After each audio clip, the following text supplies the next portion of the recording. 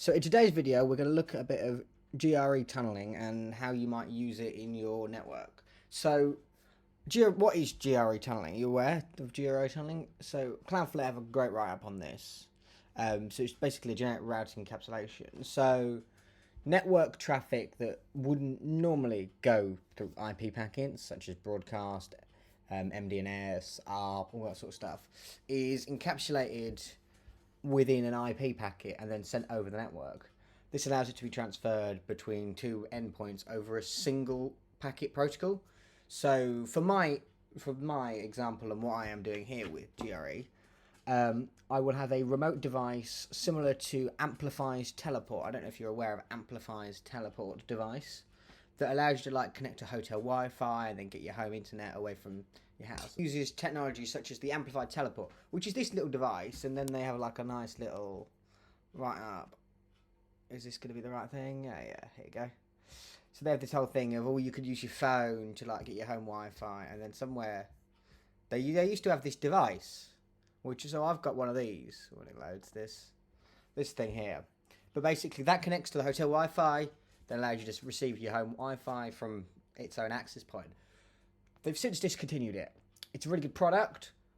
They've since discontinued it. It also had limitations. You couldn't use VLANs, you couldn't do that. And it's very proprietary. You had to have this Amplify base station to get it to work.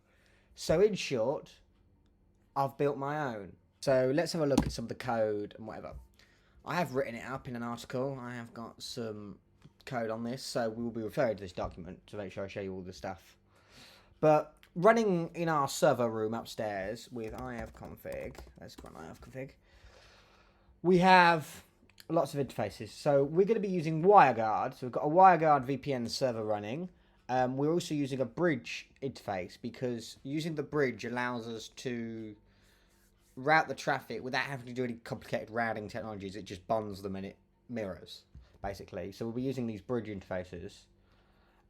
These are from Docker, so you can ignore these. There's also going to be one where I'm introducing one for our custom VLAN, which is 5. So bridge 0.5 is going to be VLAN 5, because I want to do this with SkyQ. I don't know if any of you are aware of SkyQ. SkyQ is a UK technology.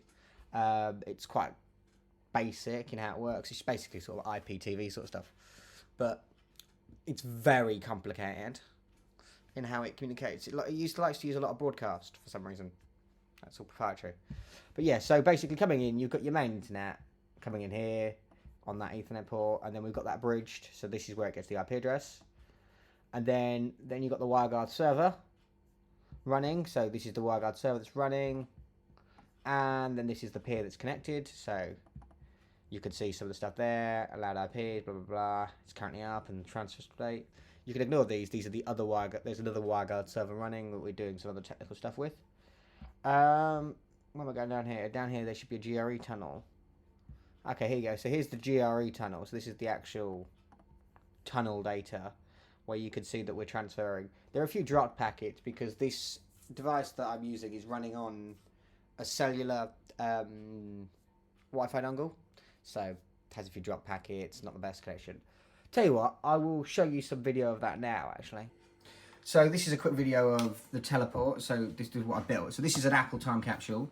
I have taken it apart and graciously stuck cables in the back of it. And then over here, we've just got a little Wi-Fi dongle plugged into a USB extension. So, that's falling on the floor. So basically, in the back here, you've got a little cable that comes out of a Raspberry Pi that's inside. This goes into the Raspberry Pi, and then you've got power just coming in from an external power adapter.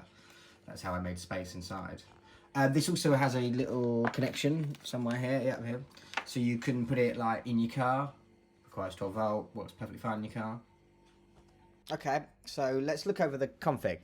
Where are we going? So this is the running config. Let's have a look at the WireGuard. So TCP dub. If you do TCP dub, you can see that there's lots of network traffic happening over the bridge interface.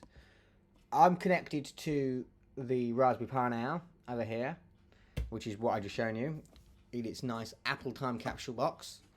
If we do a TCP dub of that bridge interface, you'll also see that there is the same network traffic.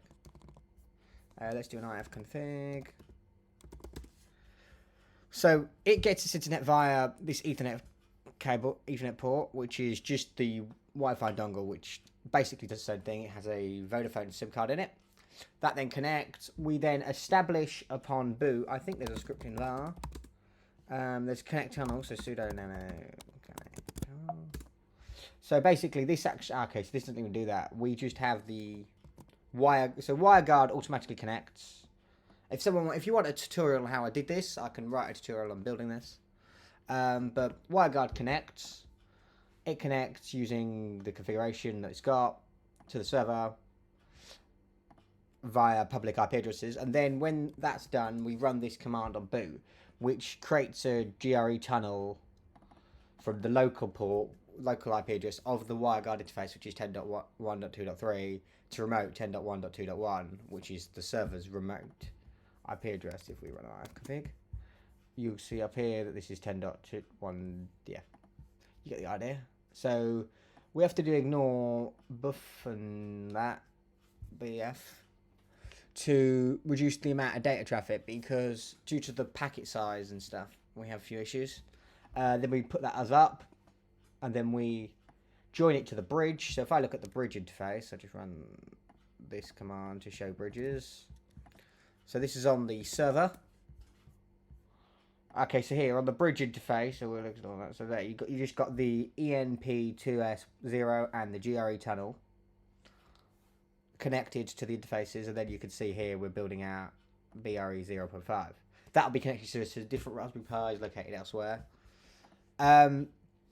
You'll see very similar stuff here, except this one includes both the wireless LAN, the GRE tunnel, and the 0. So you could technically connect to the internal Wi-Fi of the Raspberry Pi that is broadcast. However, we are just broadcasting the SSID. So it happens to be called in-car. Oh, actually, I happen to be connected to it right now. That's ironic. So look, so TDS in-car. So it's just called TDS in-car. You get the same IP address information as you get when connected to the main network. It means if you pull up some music, whatever, you can see all the stuff, all the Sonos. We can see all our servers, as if you're at home. The device clearly thinks you're at home. So what else do I want to talk about? I don't know. I just sort of wanted to give an overview. So this is just an overview of it works. It's some technology. I'd happily go into more depth if you want to see how it works, like what I actually ran. So it's just we ran the WireGuard config here. So just showing you that we're connected and we're sending some data over there. If we run the same command on the Pi, you see it's connected. It's going to send a persistent keep alive because it needs to keep checking in, especially as this one seems to roam around a lot. But yeah. Well, it's been a pleasure. I hope you've enjoyed. Hope this has been interesting. I'll happily contain some more information on how I wrote what I wrote down below. So go check that out. Thank you. And until next time.